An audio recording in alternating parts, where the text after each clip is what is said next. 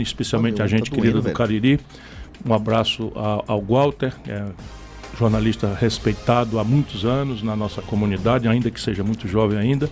Enfim, tenho muito prazer de atender o convite de vocês. Então, como o próprio Ciro já anunciou aqui, Walter Jorge, nosso diretor de opinião do Jornal Povo, participa com a gente. Boa tarde, Walter. Mais uma vez, bem-vindo aqui ao Debates do Povo e remotamente, direto do conforto do seu lar, o jornalista, escritor, articulista do Povo e secretário Paulo Linhares. Obrigado, professor Paulo Linhares, pela disponibilidade também de participar aqui do Debates do Povo. E para quem quiser acompanhar o programa, enviar mensagens, perguntas para o Ciro Gomes, você pode mandar aqui um torpedo pelo WhatsApp no número 85996992299. E pode enviar também mensagens pelo Instagram e pelo Facebook da Rádio Povo CBN e do O Povo. E são agora 16h09. Debates do Povo. Apresentação: Henrique Araújo. O fato do dia.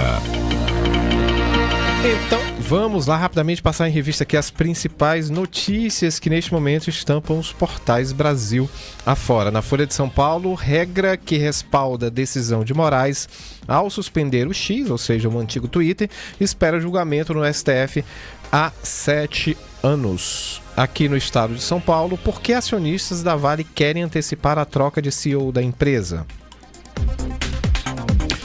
No Jornal Globo, a manchete é a seguinte: Miriam Leitão, é a coluna da Miriam Leitão, né? A melhor notícia da projeção do PIB perto de 3% é a alta do investimento.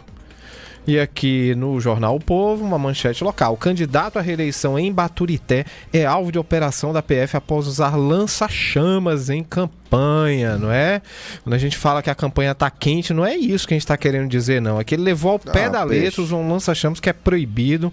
Tá corretíssima a Polícia Federal. Mais uma vez, boa tarde, Ciro, boa tarde, Walter, boa tarde, Paulo Linhares, todos bem-vindos aqui ao Debates do Povo. A gente tem alguns assuntos aqui da esfera nacional muito quentes hoje. Um deles é o PIB, viu, Ciro? Eu queria começar com isso. Houve uma alta de 1,4% nesse segundo trimestre. A estimativa, se eu não me engano, era de 0,9%. A que você atribui essa diferença? Você acha que houve uma melhora exatamente em que setor da economia?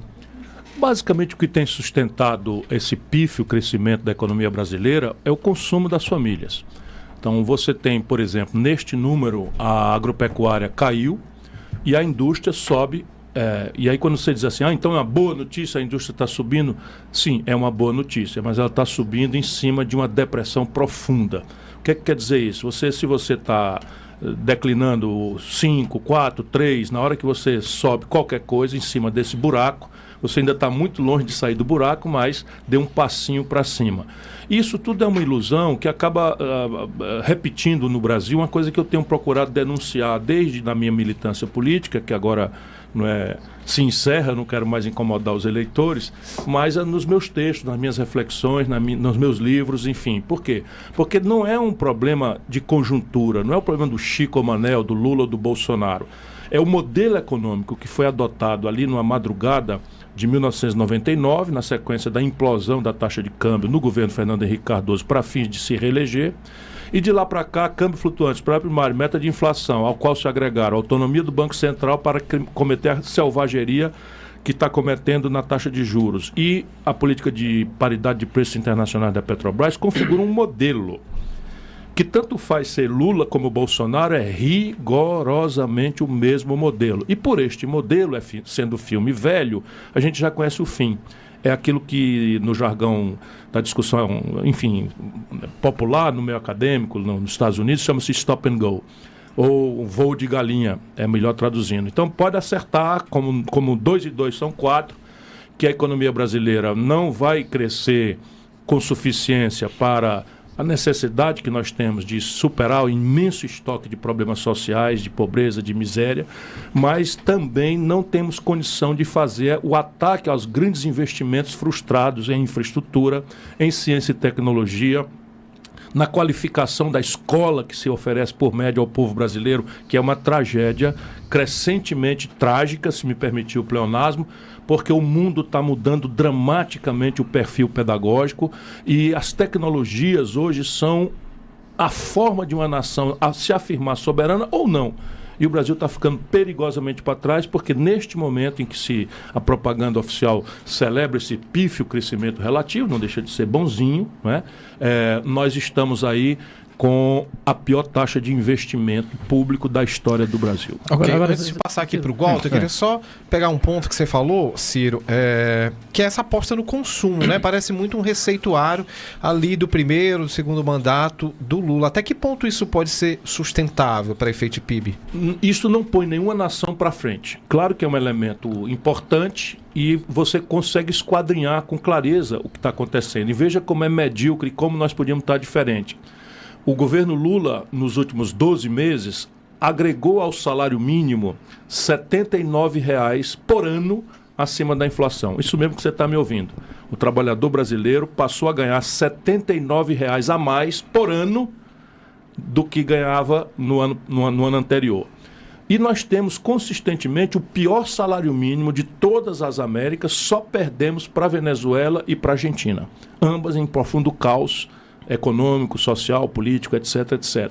E sendo o Brasil, depois dos Estados Unidos, a maior economia das Américas. Isso é o sintoma que eu estou lhe dizendo. Mas mero R$ 79 de acréscimo significa 1,5 kg de picanha por ano no lar do trabalhador brasileiro, já dá esse aquecimento. O que prova o Brasil que poderia ser e que esse projeto não permite que seja. O que é que eu quero que você... 1,5 kg de picanha por ano dá pra fazer uma festinha de aniversário? Dá, né? Só você e sua família, né? Vai dar, né? Assim, família de casa, né? Você, sua esposa, se você tiver filho, né? Note, e quem está nos ouvindo agora, o Banco Central do Lula vai aumentar a taxa de juros, que já é a mais alta do mundo. Eu queria pegar esse gancho do Banco Central. Boa tarde, Ciro, boa tarde, Henrique, quem está nos ouvindo, o Paulo. Exatamente essa questão do Banco Central, porque o presidente Lula tem dito desde o começo que o presidente do Banco Central, que ele herdou do Bolsonaro, né, o Campos Neto, seria um problema para essa perspectiva de um crescimento maior. Ele estaria segurando o crescimento da economia. E agora tem, o Galípolo inclusive começou ontem aquela trabalho com os senadores, só para ser sabatinado possivelmente no próximo dia 10. Essa mudança de presidente do Banco Central, que começa no ano que vem, no começo do ano que vem, ela pode gerar algum tipo de perspectiva de mudança nesse sentido? Primeiro, se você identifica de fato o Banco Central como um dos problemas que travou o crescimento. E segundo, se essa mudança pode... O problema central do Brasil é o modelo. E um dos elementos, uma das pernas desse modelo é a política do Banco Central brasileiro e a sua selvagem autonomização em relação ao interesse público. O senhor acha público. que ele poderia ter tirado o Campos Neto do começo do governo? Não é o que eu acho, é o que está escrito na lei. Veja bem, nós fomos quase a uma guerra civil, Walter. Você é um jornalista que conhece. Eu nunca vi, nos meus 40 anos, uma radicalização tão extremada quanto aquela que aconteceu entre Lula e Bolsonaro agora. Faz sentido na cabeça de alguém que depois disso o Lula quase empata a eleição, chega lá e mantém o diretor-presidente do Banco Central, nomeado pelo regime que foi derrotado pelo povo? Aí eles mentem, infelizmente o Lula tem pouco apego à verdade, não é? Eles mentem descaradamente, dizendo, não, a lei não permite. Eu, infelizmente, nas horas profissionais, eu sou advogado. Então eu vou citar aqui para quem tem a dúvida. Mas o mercado diz isso também, né? Pois é, mentira. Então o Lula está repetindo uma mentira do mercado e eu vou dar o número para quem quiser pesquisar aí no Google. É a lei complementar número 179, que deu autonomia ao Banco Central, mais especificamente no seu artigo 5º e parágrafos. Ali dizem que, em circunstância, o presidente da República, consultado por provocação do Conselho Monetário Nacional, pode demitir o presidente do Banco Central e sua diretoria. Está escrito lá. É evidente que isso tem que ser mandado ao Congresso, tem que ser mandado ao Senado. Agora imagine um presidente da República que ganhou as eleições naquela radicalização, se tem na primeira hora, como eu faria se eu tivesse sido eleito, convidado o senhor Campos Neto a se retirar. Mas isso daí, o Lula vai ter oportunidade agora. E você me pergunta, que é o que importa, tem esperança de alguma mudança? Não, não tem. Por quê? Porque eles já beijaram a cruz do velho modelo. Este modelo é que importa na questão brasileira. Se não, vejamos. Qual foi a última decisão do Copom? O Copom é o órgão formal que escolhe a taxa de juros. A última foi manter a taxa de juros em 10,5% ao ano, que é a maior do mundo. Junte-se a ela o efeito cartel de terem concentrado na mão de apenas 5 bancos 85% de todas as transações financeiras do Brasil. Mano, vocês não dão like na live, gente. Quem não dá like na live, ó o que vocês ó. Quem não tá dando like na live. Canalha, vagabundo, cretino. Tá? Isso aí foi o William Jacob que tá falando pra vocês. Quem não deu like na live... Canalha, vagabundo, cretino. Dá o like aí, você. Canalha, vagabundo, cretino. Ouviu, né? E nós temos na ponta o comerciante, o industrial, menos o agricultor que é subsidiado com dinheiro público, pagando a maior taxa de juros do mundo. E se a maior taxa de juros do mundo é o que vale, a economia para. Por quê? Porque se eu tenho dinheiro, eu não vou botar numa atividade de risco, que eu tenho que trabalhar, lidar com burocracia, com corrupção, etc, etc, do Estado. Se eu botando dinheiro na renda fixa, eu ganho mais. Ou pior, como é que eu vou botar um dinheiro que eu não tenho, se eu vou tomar dinheiro emprestado do banco para botar no negócio cujo lucro é menor do que o juro que eu tenho que pagar para o banco? Essa é a explicação trivial. Por isso a centralidade do Banco Central. Por isso que eles, em plena pandemia, sem que ninguém fosse chamado a refletir sobre o assunto, ali numa votação virtual que é ilegal quando se trata de lei complementar, o Lira, presidente da Câmara, passou a autonomia do Banco Central.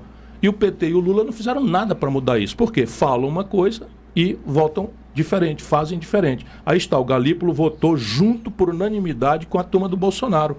E agora estão preparando, a ponto do Lula dizer uma frase de uma infelicidade trágica. Diz o Lula: se o Galípolo disser que tem que aumentar a taxa de juros, então está ótimo. Essa é a frase do Lula. Como assim está ótimo? 74 milhões de brasileiros... Mas ele diz assim, desde que justifique, né? Ele 74 milhões de pessoas do nosso país estão humilhadas no SPC e no Serasa. Será que o Brasil é um país de picareta? Um país de gente que não gosta de pagar? Não, essa é a distorção prática na vida do povo dessa taxa de juros criminosa. Enquanto isto, os bancos brasileiros tiveram nos últimos 12 meses 148 bilhões com B de bola de reais de lucro. 148 bilhões com B de bola de lucro distribuídos aos seus controladores sem pagar um puto de imposto de renda sobre lucros e dividendos empresariais que eu, quando fui ministro da Fazenda do Itamar, cobrava. Você que é funcionário do jornal O Povo paga 27,5% na pessoa física no dia de receber o salário. Não tem nem como planejar seu pagamento de imposto. Já vai adiantando logo. E o bilionário brasileiro bota 148 bilhões de reais no bolso de lucro e não paga um puto de imposto de renda. Este é o país que nós estamos tendo para viver. Ok, Paulo Linhares, mais uma vez, boa tarde, bem-vindo ao programa. Boa tarde, Henrique. Paulo, como é que a gente pode olhar para esse crescimento do PIB acima do que se estimava, que era de 0,9, Paulo? Rapaz, eu acho que nós temos aí uma série de condicionantes, de limites. Eu queria começar dizendo que eu não discuto economia formal, eu só discuto economia política. Economia política é diferente dessa lógica de economia formal. Você fica, né? Significa o quê? Você discute economia dentro das ciências sociais, das ciências humanas e dentro da história. Então, a questão fundamental aí é que todo mundo que assumir essa caneta aí, como diz o Ciro, precisa desenvolver uma ideia, um conjunto de situações políticas que resolva esse pano de fundo da economia e da sociedade brasileira, que é a impossibilidade dentro dessas relações. Perguntaram aqui, tá, ó, da onde que o Ciro tirou esse número, tá aí, ó, só pesquisar. Agência Brasil. Enquanto isso, na mesma comparação internacional, a rentabilidade do sistema bancário foi de 14 milhões. A queda, lucro dos bancos sobe para 145 bilhões, tá? 2023, último ano completo. O lucro dos bancos bate recorde e some 144 bilhões. Beleza? Esse 16 que você viu, quem comentou aí, é trimestral, tá? Era só trimestral ou bimestral. De classe, de grupos econômicos, resolver esse impasse, que é um impasse de impossibilidade da classe dominante aceitar um acordo para ter um desenvolvimento diferente, um modelo diferente deles. Então, eu diria o seguinte: ok, Ciro, eu concordo. Mas dentro dessa lógica de economia política que o Brasil tem hoje, como você conseguiria ter uma articulação política, né? O Brasil hoje tem, grosso modo, 3 classes decisivas. Os trabalhadores, que o PT tem uma maioria, a classe trabalhadora formal e informal. Você tem os novos trabalhadores, que é a nova classe média. Hoje, essa nova classe média é decisiva, né? Que ela adere a quem fizer melhor, quem fizer propostas melhor, e você tem a classe dominante, a classe média alta, aliada à classe dominante. Essa segunda classe que eu falei, como uma das pessoas mais ligadas ao Sul comentou, é a classe decisiva hoje no Brasil. Ela está, no momento, aderindo ao bolsonarismo. O Brasil está indo para a direita em todos os sentidos. No sentido comportamental, no sentido cultural, no sentido... Então, você propor uma mudança de modelo econômico como esse, você precisa ter um pensamento, você precisa ter um pouco de ideia, você precisa ter economia política na cabeça, como diz a Maria Conceição Tavares. Então, nesse momento, eu acho que o que Lula e Haddad estão fazendo é o possível dentro de uma eleição, pelo contrário, uma eleição dificílima. O Lula ganhou por muito pouco. Se ele tivesse entrado e feito qualquer loucura, ele tornava insustentável a situação política do Brasil. Ele está tendo que andar em cima de um fino negócio, senão ele cai e o país... Então, dentro desses limites da economia política, é que se tem um modelo econômico muito concessivo. Então, o Ciro tem razão em vários aspectos do ataque dele, da crítica dele, mas não tem razão do ponto de vista de economia política, porque não tem cenário político capaz de suportar essa transformação do Ciro. Tanto que as ideias do Ciro hoje são minoritárias no país, porque essa classe média que poderia aderir às ideias do Ciro, ela está indo para a direita, Ciro. Entendeu? Esse cara lá, o cara do Uber, o cara que esse novo empreendedor, esse pequeno cara, eu estou assustado, ele está mais de direita do que nunca. Por quê? Porque ele aderiu ao que pode ser uma proposta fácil para ele. Então, eu não estou discutindo economia, até posso discutir, acho que a notícia hoje é muito boa. A boa porque tem aumento de taxa de capital fixo, tem uma série de coisas. Claro que não se sustenta, mas vai dar uma base melhor de crescimento para o Brasil, crescer 3,5% esse ano, e eu sou capaz de apostar que no Brasil vai terminar os anos, esse cenário do Lula crescendo 4, 5%. E o Lula vai reeleger quem ele quiser. Isso é que é competência política. Competência política ele tem. Ele tem. Agora, se ele tem competência política para fazer essa mudança que o Ciro está propondo, eu acho que não, porque não tem cenário político. Não tem economia política capaz de sustentar isso. Ok, obrigado, Paulo. Ciro. Ô, Frederico, vou ler seu comentário aqui, ó. Frederico Antônio. O Brasil subiu o PIB 1,4 nesse semestre. Vai crescer pelo menos 3,3 neste ano. Chupa cabra, Tamir e ressentido Ciro, que é de uva. Beleza, tá? Só que para de flodar no chat, mano. Você já mandou a mensagem uma vez? Já li, tá de boa, mano. Pode alastrar, pode fazer tudo, tá ligado? Só não fica flodando, mano. Mandando toda hora. O que é flodar? Mandando toda hora a mesma mensagem no chat. Isso aí tumultua o ambiente de quem tá querendo conversar aí, tá ligado? Dá uma atrapalhada. Então não faz isso não, mano. Não faz isso não, senão a polícia do chat aí vai te dar um ban, velho. Eu queria até perguntar ao Ciro como é que faz isso. Como é que faz essa mágica, Ciro? Eu te dou um abraço. Aqui, ó, vamos fazer a revolução. Não, eu não tô nessa ilusão. Essa ilusão, nem quando vocês alimentavam, eu alimentei. Então, não é disso que se trata. Veja bem, eu estou falando de outra coisa. Estou falando de economia política mesmo, real. E a economia política, basicamente, é o seguinte. Só prosperam, só tem êxito civilizatório os países na história da humanidade e na atual geografia econômica do mundo que conseguem uma boa equação para 3 pernas que o Brasil está muito mal nas 3. Primeira perna, você passou rapidamente por ela e nessa prostração ideológica que eu lamento que os intelectuais, os artistas brasileiros estão a ela se entregando, porque isso é que mata o debate. Essa relativização porca de ficar dizendo que o deixar por menos é o que cabe, é o que é possível. Isso é mentira à luz da história brasileira, inclusive recente. Mas vamos lá. Primeira perna, alto nível de formação bruta de capital nacional. O capital que financia desenvolvimento é o capital que se produz em casa. O Brasil, você está anotando aí porque lê superficialidades da imprensa, saiu de 16 e fração para 16 e fração e meio no índice de formação bruta de capital. Isso é um dos menores do mundo. Só para comparar, a China está no extremo oposto com 45% do PIB. Para botar todo mundo na jogada, os nossos ouvintes da AM do Povo, da FM do Povo. É assim, o que é formação bruta de capital? É o que sobra entre o que você produziu durante um ano e o que você comeu.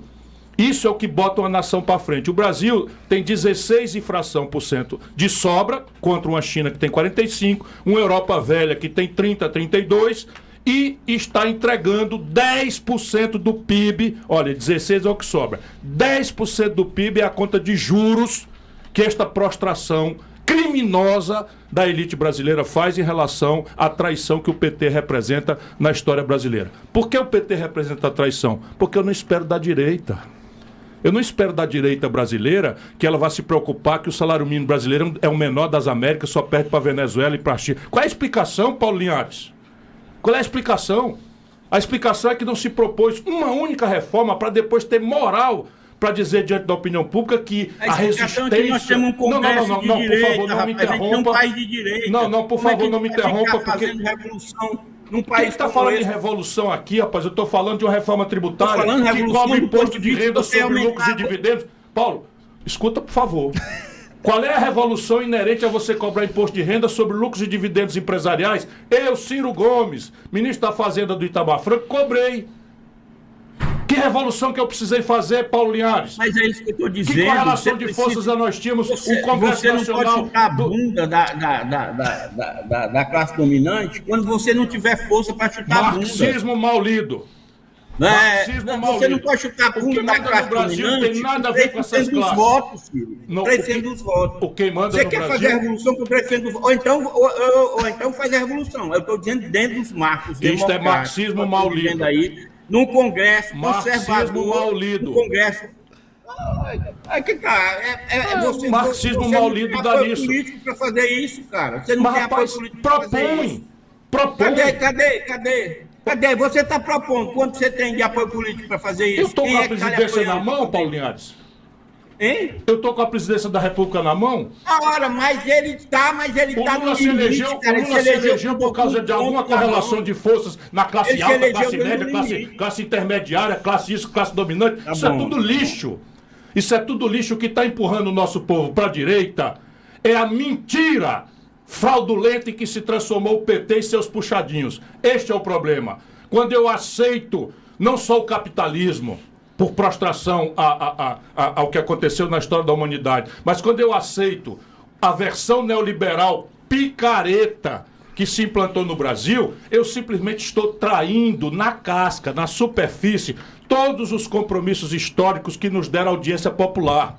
Agora, o que acontece? Eu passo a substituir isso, e aprenda aí, doutor Paulo Linhares, eu passo a substituir isso por uma agenda identitária vesga, que colide com papéis ancestrais, seculares, seja do patriarcado, seja do racismo, seja da homofobia, e aí eu desperto o antagonismo que muda na cabeça do povo o ambiente onde se define o voto. Ao invés de eu decidir saúde, educação, segurança pública, salário, preço do crediário, inadimplência, humilhação do SPC, eu vou discutir questões insolúveis à luz da moralidade e da religiosidade popular. Esta é a explicação, tem nada a ver com classe isso, classe aquilo ou classe aquilo outro. Quando eu faço uma quebra de contrato com a sociedade, fazendo com que a Previdência Social não cumpra sua tarefa, o que eu estou fazendo? Estou empurrando metade da sociedade brasileira para a informalidade. É o que resta. Por quê? Porque todo mundo brasileiro, trabalhador, viu o governo fazendo e o PT concordando que quebrou-se o contrato, porque o sistema previdenciário é um contrato intergeracional, em que eu pago hoje na crença de que amanhã, quando eu ficar velho, alguém mais jovem vem e vai pagar. O governo vai lá e quebra esse contrato. São coisas muito mais práticas e triviais, até a gente encontrar o limite de uma coisa de classe. A pergunta como é que faz, Paulo, não é na formação de ideias. Infelizmente, nós temos uma classe artística, as vanguardas da sociedade brasileira estão igual a você. Prostradas moralmente, rendidas intelectualmente, fracassados na defesa do ideal. Pelo contrário, eu nunca fui tão autônomo e tão independente. Não, acontece que eu não vivo no mundo da lua. Aí eu Só vi. isso. E eu Vive olha, no para mundo da 100 lua. pessoas que Eu vivo consultaram sempre nossos no mundo da encontros na lua. Praia de Iracema, só pra todo O mundo problema saber é o seguinte. Só para que todo Olha, mundo essa saiba questão essa polêmica. identitária, isso é uma bobagem que você está falando. Uma bobagem que eu também pensava. Paulo, Essa questão Paulo da e Ciro. identidade, Não, só um a minutinho. luta- Eu peço a luta licença só contra para o que a gente racismo, faça, a viu, luta Paulo? contra a homofobia. Paulo, Hein? eu peço licença só para que a gente faça aqui no Debate do Povo nosso primeiro intervalo. intervalo E para quem não, está cara, acompanhando deixa o o Paulo programa comer, pela rádio, o programa tá bom, tá com a temperatura alta, mas tá bom, o debate tá bom. Não, deixa eu só esclarecer Pra aqui, quem tá eu sou um no fraterno rádio- amigo do Paulo. Caralho, certo? meu ovo tá Pra quem doendo. tá velho. no rádio, a gente volta Paulo daqui a estava em pouco, viu, Paris. Ciro? Mas a O Paulo conversa estava em Paris segue. quando eu o chamei para vir ser meu secretário de Cultura e essa nossa discussão é antiga. O que eu estou chocado Paulo. é com essa rendição do Paulo, que não é ativa. Não, intervalo. eu não tô rendido a ela nada. representa Se tem um cara que não tá avassalagem, rendido nessa ela representa a necessidade avassalagem nesse dos país, sou intelectuais eu não. brasileiros, dos Eu seus não. artistas, ao Eu não deixa estou por rendido. menos. Isso é o que está matando o Brasil. Ok. F, morte. A gente faz aqui, aproveitando essa Ó o Brasil. brechinha entre Acabaram. essa amistosa conversa do Ó o Ciro Brasil. com o Paulo Linhares. Pra quem tá no rádio, a gente Brasil. volta daqui a pouco, Acabou mas o com papo isso. segue pelas redes sociais. Pau comeu, hein, velho? Aproveitando que a gente não tem intervalo, a nossa conversa segue aqui Ih, também no intervalo. YouTube, no Facebook, viu, Moacir, Walter, Cadu, que tá aqui nos bastidores. Eu aproveito para convidar a nossa audiência para votar na nossa enquete, embora não tenha anunciado, já tem quase 200 votos aqui. A enquete é a seguinte: Pablo Marçal vai terminar o primeiro turno na frente de Boulos Ah, Nunes, porra, sim ou esse não? assunto, Deixa lá deixa seu o voto, Paulo aproveita, comer aí, deixa um viu? like para que a nossa live com Ciro tenha Vai. um alcance maior. Ciro, você quer acrescentar mais alguma coisa ao seu comentário? Quer responder a nossa enquete também? Pode ficar à vontade. O Sarto vai chegar no primeiro turno na frente, não vai ser a menor dúvida. Eu acho que nós estamos aperfeiçoando esse fenômeno fascista de São Paulo, mas isso a gente pode discutir já já. Então deixa eu só acalmando aqui um pouco. Eu propus como é que se construía um negócio. Primeiro é preciso ter a ideia. Primeiro precisa ter a imaginação. Pra ideia precisa E a gente intelectuais, podia né? até deixar... Agora, com por esse meio- congresso, por exemplo, se Não, faz, é isso que eu vou falar, por favor. Por favor. Eu sou um homem prático. Agora eu fui chamado de como é?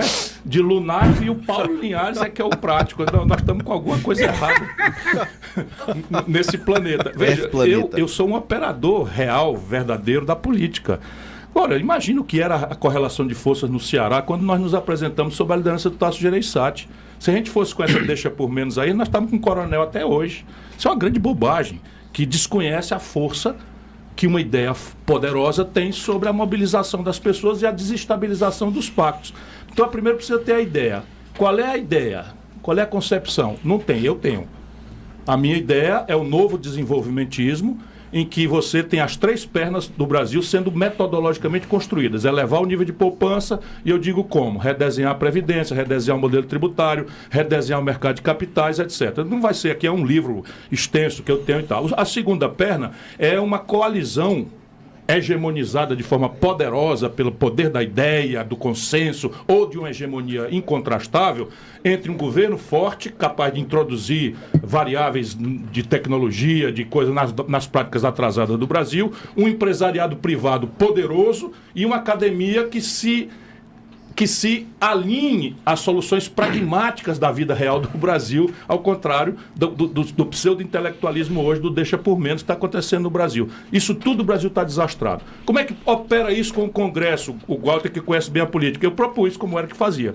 Só tem uma coisa mais poderosa do que o suborno e o aliciamento corrupto das maiorias pelo Bolsonaro e pelo Lula, com a diferença: o Bolsonaro gastava 30 bilhões, o Lula está gastando 53 bilhões de reais com emenda para negar a roubar. Salvo exceções, e para cristalizar esse Congresso picareta, por maioria, salvo as exceções, e criptorreacionário. Então, ao invés de você enfrentar o problema, você está dando a ele as armas, os elementos da sua perenização. Tá Isso é empoderando o problema, pô. fundo do poço para uma organização que outrora se dizia de esquerda. E para o intelectual, como Paulo Linhares, que acaba deixando por menos porque isso é isso mesmo. Não é assim, não. Como é que faz? Entre a eleição e a posse, chama todos os governadores de estado e os prefeitos e redesenha o pacto federativo. Como? 13% da receita corrente líquida do Ceará vai para Brasília. Eu deixo na mão do governador do Ceará, se e somente se ele trouxer a sua mediação para passar um conjunto de novas propostas que tem a ver com o redesenho fiscal do país, com o redesenho da relação do Estado com a Ciro, economia. a gente retoma passa... o nosso bloco aqui, também no rádio, viu, Ciro? Ciro tinha começado a responder aqui a alguns questionamentos do Paulo Linhares também no intervalo. Ciro, pode continuar na sua resposta, por favor. Então, repare, a única forma de você superar o pacto de ladroeira em que o PT está cristalizando uma maioria que ele condena, mas ao invés de combater, está conciliando. Sabe quem foi a bancada que recebeu mais dinheiro sujo de emendas que a gente outrora esculhambava? O PT, a bancada do PT.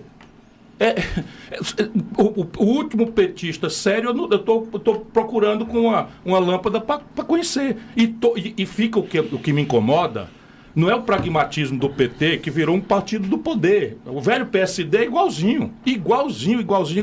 E tinha todas as suas relativizações. Vamos à história brasileira. Mais para trás. Getúlio Vargas, a partir de uma revolução que foi feita em 30, sem uma burguesia, sem uma classe trabalhadora organizada, veio, pela força da ideia, ao poder no Brasil. Redesenhou a matriz de desenvolvimento do Brasil, saindo de uma coisa muito mais difícil do que é hoje. Ah, está muito longe? Não, esse é o Brasil. Nós crescemos entre 10% e 15% durante quase meio século. Isto é a realidade histórica que eu conheço, da economia política que eu conheço, profunda e detalhadamente no Brasil. Isso era uma sociedade ignorante, sem oportunidade de educação. Isso era uma sociedade rural, atomizada, sem capacidade de se articular em coisa nenhuma. Foram criadas todas as bases institucionais para fundar o Brasil moderno, em cima do nada, senão da força da ideia. Ah, não, tal. Ora, o Itamar... Mas o Getúlio ganhou a eleição na bala, cara. Tomou a eleição, ele perdeu a eleição, ele tomou na bala, ele invadiu São Paulo. Na bala. Que história é essa de ideia, cara? Ei, tu pulou 2 anos, Paulo Linhares. Tu pulou 2 anos. Eu falei de uma revolução de 30. Onde é que tu está estudando essa história? Na bala. Atenção, brasileiros. Atenção, brasileiros e brasileiras. Eles queriam que eu mandasse o candidato dos nordestinos que ganharam a eleição, que desfilaram lá em São Paulo. Atenção, brasileiros e brasileiras. Atenção, brasileiros e brasileiras. Na bala. Isto é uma mentira. Isso é uma mentira histórica tão grave quanto cantar o hino nacional em linguagem neutra. E é da mesma categoria. Em 1930, a eleição foi feita a bico de pena e ganhou Júlio Prestes. O Getúlio Vargas não ganhou a eleição. O Getúlio Vargas fez uma revolução, Paulo Linhares. Então, exatamente... Nem eu estou dizendo que foi revolução. Você está dizendo que não teve revolução. Não, você disse que ele ganhou a eleição na bala. Não, ele fez uma revolução pela força do... Não, ele fez uma revolução na bala. Ele tinha perdido a eleição. Negócio chato da peste. Ele tinha perdido a eleição. Em 32, houve uma contra-revolução em São Paulo, que o gênio de propaganda do Getúlio chamou de separatista, e basicamente era uma ação reacionária à Revolução de 30. Aí a bala comeu. Na Revolução de 30 não precisou correr bala nenhuma pela força trágica da ideia de um Brasil moderno, industrial, como indústria de base. Mas aí até os tenentes estavam do lado da Revolução, até os tenentes. Olha, a gente se encontra mais tarde na praia, tá? Na Praia de Iracema, porque aqui na rádio não fica chato. Lê história sem classe social. O problema do Ciro é o marxismo maulido e mofado dá nisso.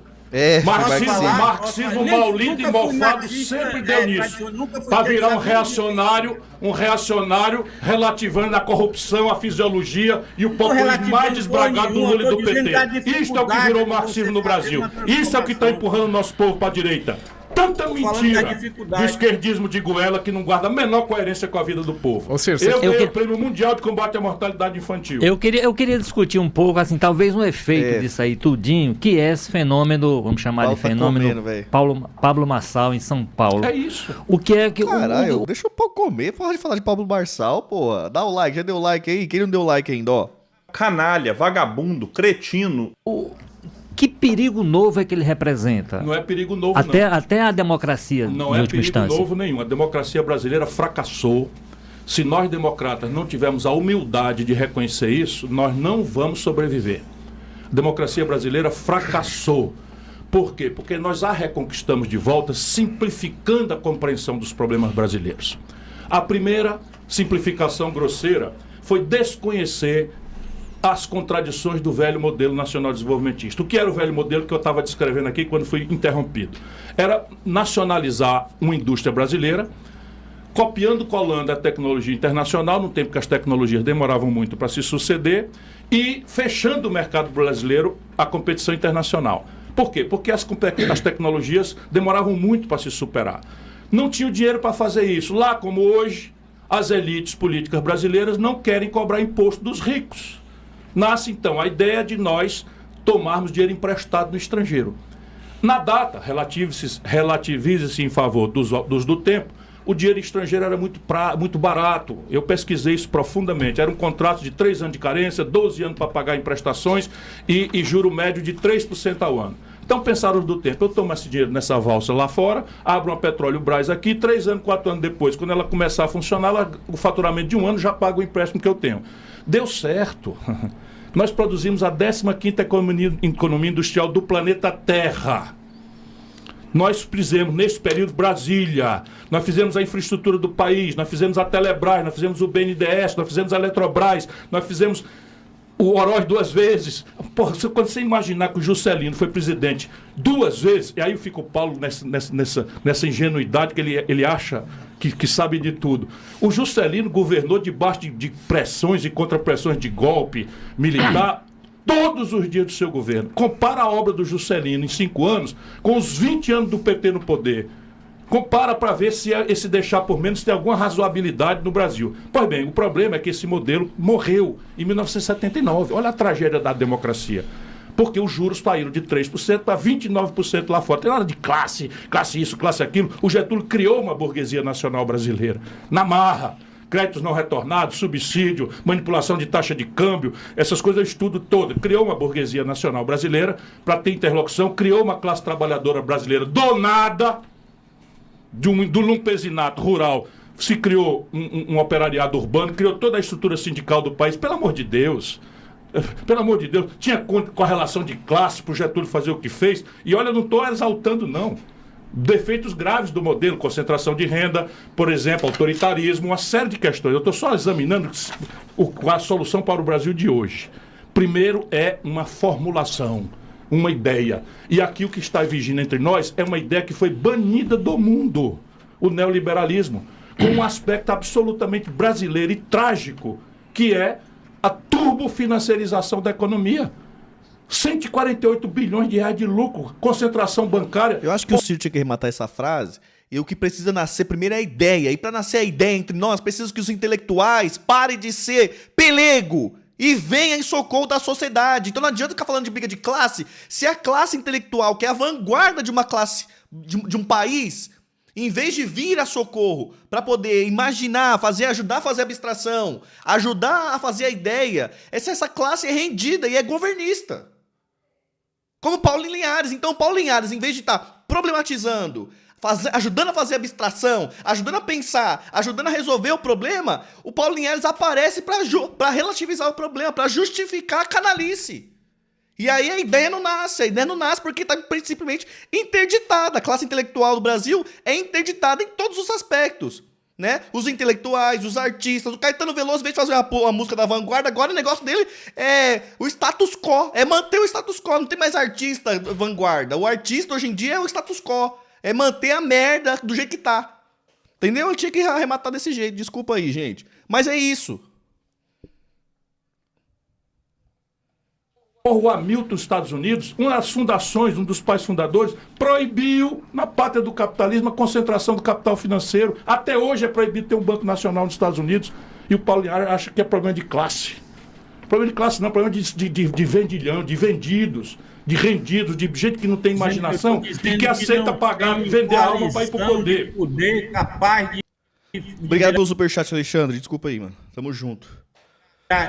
Posso falar um pouquinho? Só ele vai falar, então eu vou embora. Na verdade, não, Paulo. Se você quiser, você fica falando. Eu não posso falar, cara. Pelo amor de Deus, é sempre assim. O Ciro é um cara muito inteligente e retórica, mas veja o seguinte. Paulo, um segundo, só antes de você começar a falar, Paulo, só um segundo, por favor. Paulo, só um segundo, por favor. A gente vai fazer aqui o nosso último intervalo no Debate do Povo. Para quem está acompanhando o programa na rádio, a gente volta daqui a pouquinho, mas eu aviso, a conversa segue aqui pelas redes sociais com a palavra Paulo Linhares. Olha, o problema é o seguinte, aqui só rapidamente. Eu concordo quase, eu sou totalmente concordo com quase tudo que o Ciro diz. O que eu acho? Que não tem coalizão política para vencer isso na eleição, para dar essa virada eleitoral, não tem ideia que comova as pessoas para fazer isso, tanto que ele está isolado, com 3% dos votos do país. Segundo, acho que o pensamento dele tem anti-intelectualismo, que é grave, a maneira que ele fala dos intelectuais é ressentida. Tem um pensamento que tem uma ideia sobre a questão identitária do Brasil, que hoje não dá para ir para trás, a questão do racismo do Brasil, do patriarcalismo, do machismo, da homofobia, não dá para ir para trás como ele pensa, vamos botar isso aqui na geladeira e vamos resolver esse problema. Isso é uma ideia velha, não vai. Isso é uma ideia velha da direita americana, inclusive, que ele adora. Faz um discurso moderninho, mas gosta desse negócio da direita americana. E terceira questão é que nós precisamos ver quais são as condições políticas. Eu não estou prostrado diante disso, eu estou querendo enxergar as condições políticas de se fazer uma mudança verdadeira nesse modelo econômico. Um projeto de desenvolvimento econômico, desenvolvimentista, como o Ciro está dizendo, precisa de há mais de 40 anos que se discute isso, como fazer um acordo com as elites brasileiras para, com esse acordo, produzir um modelo. Isso era o impasse do partidão. E é um impasse do PT também. Esse impasse o Brasil vive, as elites vivem, as elites intelectuais vivem. E também o Ciro faz uma crítica às elites acadêmicas. É ruim a crítica dele que ele faz à academia, é ruim a crítica que ele faz às intelectuais, e é ruim a crítica que ele faz ao antirracismo, à anti-homofobia. Isso é ruim. Paulo, não pode botar a palavra na minha boca. Só um minutinho. Entendeu? Não. Nesse ponto você vai me permitir. Nesse ponto eu não vou deixar você prosperar. Nesse ponto eu não vou deixar você prosperar, porque isso é uma técnica também mofada da nossa contemporaneidade do movimento estudantil, que é botar a palavra na boca dos outros. Eu acho que a questão das identidades é uma das questões mais relevantes e respeitáveis que há. Não é disso que eu estou falando.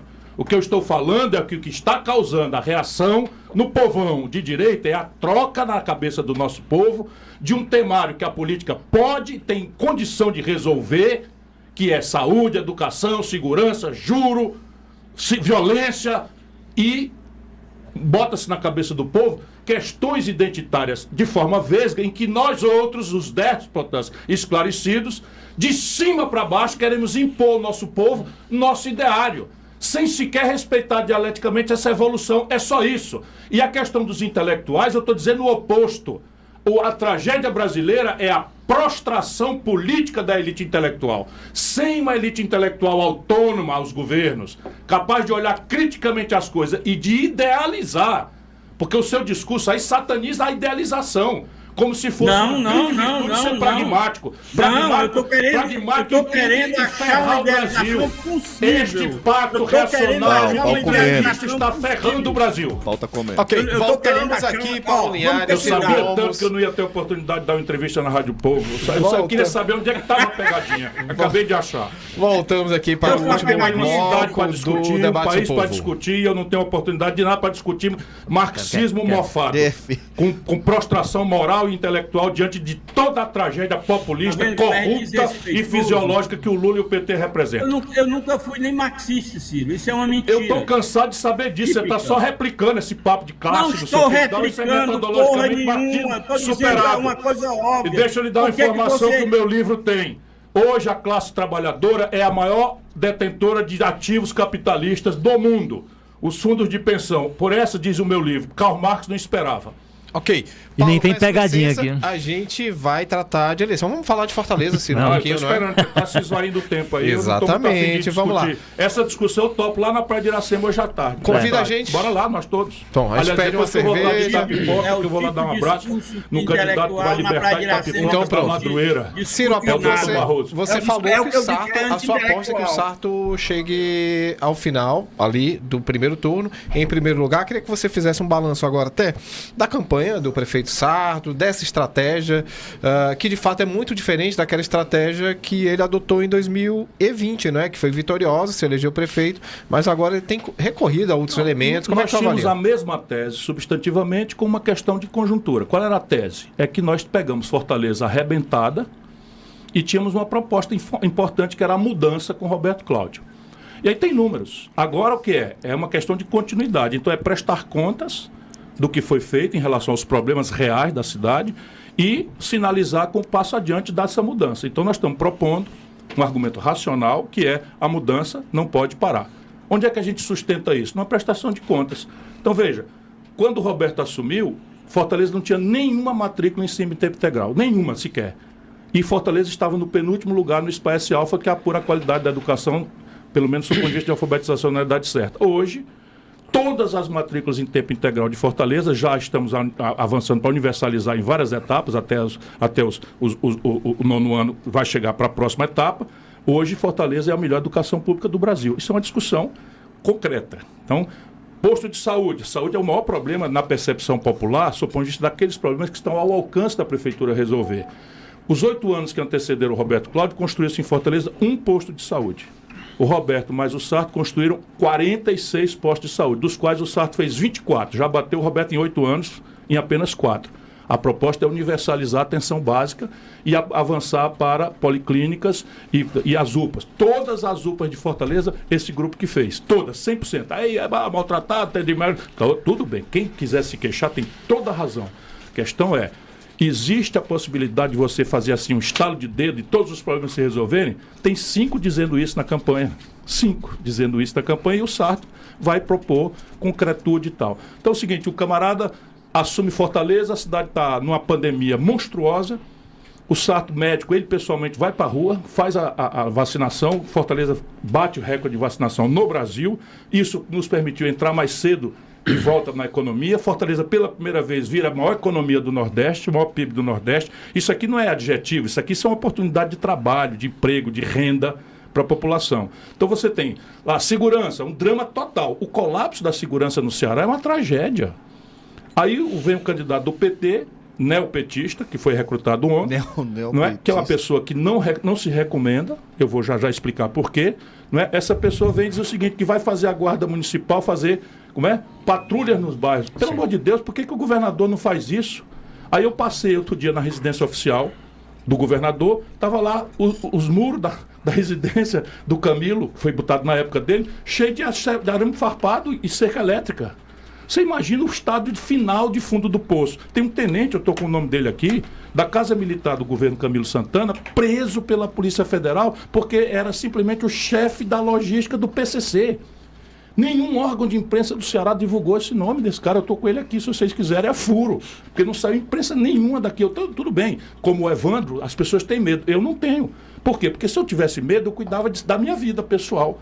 Eu estou na vida pública, como é que eu posso dizer que vou criar uma ronda, botar a guarda municipal para encarar bandido e facção perigosíssimos, e eu não deixo fazer uma CPI, como o Evandro fez, não deixou fazer uma CPI e disse na tribuna que não fazia isso porque tinha medo, que a família dele ia correr risco e tal. Muito bonito isso. Aí sabe o que ele faz? Todas as sessões da Assembleia são, por lei, obrigatórias de serem filmadas. Ele simplesmente guarda a fita e não entrega para ninguém ver. E a justiça apalermada no Ceará. Então isso é um problema sério em que o Sarto tem que mostrar o que fez. Qual o nome do tenente? Está aqui, pera um minutinho que eu trouxe por escrito aqui. Opa, vou conseguir sair na imprensa. Eita, cai d'égua demais. Cadê o... O pessoal da inteligência que mandou pra mim. O WhatsApp, cadê você? Um minuto só. Vai, Paulinho, fala aí. É tudo ao vivo, gente, aqui, viu? O Ciro tá olhando. Quem quiser fazer pergunta, Walter, quiser comentar, Paulo Linhares, vamos lá. Eu quero saber qual o papel que está programado para você assumir na campanha do Sarto. Nada. Eu sou simplesmente um conselheiro, não quero mais incomodar eleitor. Saí profundamente machucado. Acabou o Paulo Linhares de tentar desqualificar a minha opinião aqui, porque eu tirei 3% dos votos, tirei o 3º lugar no Ceará. Claro que para o Ceará isso era muito melhor o Lula. Eu não discuto isso, não. Eu não estou discutindo nesse nível. Você já disse que eu estava ressentido. Eu deixo você nesse nível. O nome do policial militar, eu estou discutindo é como Nunes você tem força política para fazer mudanças. Este dia 2, ontem, se você tivesse 3%, a justiça manteve a prisão dos familiares do Marcola, que é o presidente do PCC, é o chefe do PCC, e dos PMs acusados de formar organização criminosa no Ceará. Então, o nome do tenente é Roberto.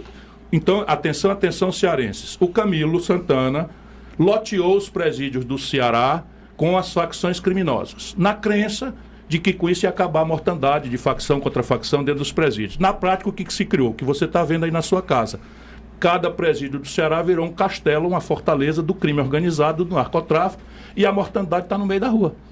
Esse é o problema. E essa gente vem agora atacar o Sarto porque a Guarda Municipal não está fazendo uma ronda, não sei o que e tal.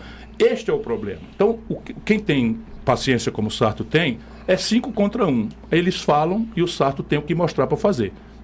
Por outro lado, Ciro, o Sarto tem minuto de tempo de propaganda. Você acha que isso tem um peso muito ainda? Você, cidadão que está aí nos ouvindo, que não está decidido ainda seu voto, porque fanático é fanático, quem quiser ser fanático que seja, eu quero perguntar para qualquer pessoa se o Bolsonaro seria um presidente melhor para o Ceará do que eu seria. Mas é só uma lembrança. Cada um vota como quer. Eu sou muito agradecido, muito honrado, sou um homem feliz, não tem problema nenhum. Agora, calma, a pergunta simples que se tem que fazer: por que o Evandro, um desconhecido, tem 5 vezes mais tempo de TV do que os adversários todos? Vou te explicar por quê, para o cearense saber. Porque o Camilo Santana apropriou-se da máquina pública do Ceará, criou 17 secretarias de Estado e distribuiu para roubar e para controlar direções partidárias, de maneira que falam um discurso de esquerda e está lá o PP, por exemplo, que tem uma secretaria para roubar. É simples assim de entender. Aí fica com o tempo de televisão todinho nesse alho com bugalho. A cor do PT qual é? Você sabe a cor do partido? Diga para mim. É o vermelho. É o vermelho? Se alguém vê o Evandro de vermelho ou o Camilo de vermelho, fura meu olho. É tudo falso, cara, para enganar as pessoas. Ciro, pode fazer uma pergunta sincera? Pode sim. Eu respondi, mas a pergunta é para o Ciro. Entregou o poder para o Camilo. Você não sabe. Eu me lembro, há 2 anos atrás, você dizendo que o Camilo, uma coisa que não é verdade, foi o melhor governador do Ceará. Quando seu irmão, Cid Gomes, fez com meu pai esse projeto de educação, não foi Camilo, não foi ninguém. Quem fez foi o Cid e o meu pai. Que, aliás, era um intelectual que você nunca deu muito valor também. Mas deixa para lá. Então, como é que você entregou... não deu. Quem foi Posso responder? É muito simples. Por que o corno é o último a saber? É muito fácil. Veja, todo mundo sabe, se tiver boa vontade, que eu andava no mundo. Fui candidato a presidente do Brasil, 2 eleições seguidas, 18 e 22, e andava no mundo, na crença de que o estado do Ceará estava nas mãos do melhor governador do Brasil, porque eram essas notícias que eu tinha. Quando eles me traem, vende a minha cabeça e vende o estado do Ceará por um cargo de ministro, o meu ouvido, Paulo, passa a virar um ouvido de pinico. Então é aí que eu fico sabendo, por exemplo, por que os Ferreira Gomes só fizeram bem no Ceará e de repente virou um adjetivo mal falado. E eu não entendia isso, eu nunca fiz mal para ninguém. Só fizemos o bem aqui e tal, e eu não entendia. Aí quando eu voltei, corneado, último a saber, eu fico sabendo o que é. Não se faz uma obra nesse estado sem exigência de propina. Esses cearenses, os bichos é brabo mesmo. Eles discutem assim mesmo, mas eles se amam, viu? O cearense é bicho brabo. Bicho da rega fogo os não. Médios, pequenos e grandes empreiteiros. Percebe? O Evandro, ei, gente querida, esse que, cara, mas você não sabia nem quem era, agora é o novo petista. O Evandro acabou de contratar a recuperação do plenário da Assembleia Legislativa por 23 milhões de reais, sem licitação, da firma de um picareta que virou caixa automático dessa gente. Eu também tenho o nome da empresa aqui. É a mesma empresa que o governo do Camilo contratou para fazer, sem licitação, a recuperação do Tribunal de Justiça, que também pegou fogo. Olha que coisa estranha. E assim, qual é a urgência do plenário da Assembleia Legislativa dispensar a licitação para contratar uma empresa de um picareta? É caixa eletrônico, caixa automático para financiar o banditismo institucionalizado que virou a máquina de corrupção do PT do Ceará. Esse é o problema. Então, claro, eu sou o responsável por isso. Você tem toda a razão. Qualquer pessoa que botar o dedo no meu nariz dizendo você dizia que o Camilo era isso, era aquilo...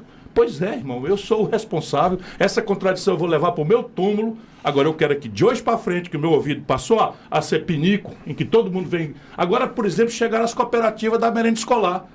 Nós criamos, por influência do teu pai, que eu sempre prestigiei muito, grande cearense de Galinhares, sempre prestigiei demais.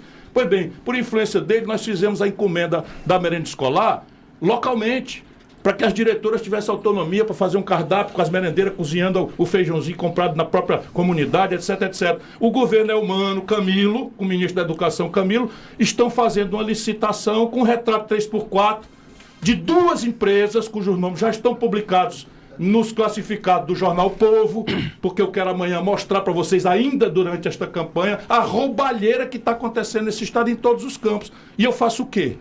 Eu agora me calo porque no passado eu dizia que o Camilo era o maior homem do mundo? Não, eu faço a minha penitência, me confesso um corno político, naturalmente, né? E quero que todo mundo saiba que daqui para frente eu não tenho mais nada a ver com isso. Ciro. O Ferreira Gomes, que é comprometido com isso, é outro, não sou eu. Ciro, 30 segundos. Qual projeta a disputa lá em Juazeiro? Vamos lá, eu acho que o Gleidson deve ganhar a eleição porque também está sendo perseguido. E o Camilo, que quer um projeto de ditador, resolveu transplantar um mentiroso patológico de Barbalha, onde perdeu a eleição, que aliás o Camilo também perdeu 2 lá, para ser o prefeito à força de Juazeiro do Norte.